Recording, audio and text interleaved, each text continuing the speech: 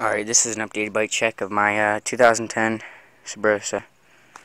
Alright, first off we got the 2010 Subrosa Armada Street Frame.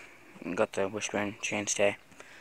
Alright, it got Subrosa Pandora bars with Shad Conspiracy fingerbanger grips, Shad Conspiracy bar ends, S&M Redneck XLT stem with some Odyssey classic dirt forks and Aiken P-Light tire 2.25 100 psi with an Alienation Black Sheep rim with a Haro sealed hub.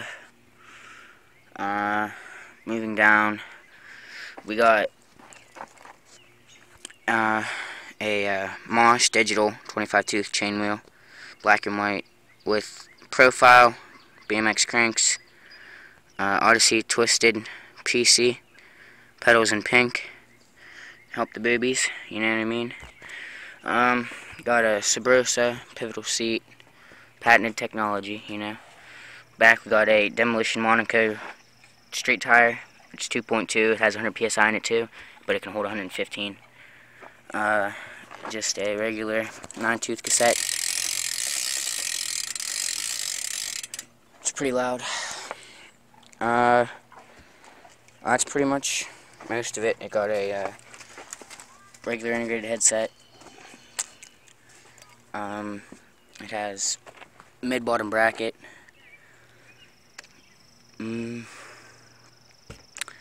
Yeah, I mean that's pretty much it. You know, got it's my horse. Anyway, I got Dan's ultralight tubes in it. Yeah, got 2 spacers. It has an aluminum cone. Moving up, it has an aluminum spacer and then a carbon fiber spacer. I got spacers over here. It's regular aluminum. Look at that, horse running. But yeah, that's pretty much my bike. It's pretty sweet. Got this for the 2011-2012 season. Getting a new back rim around July for my birthday.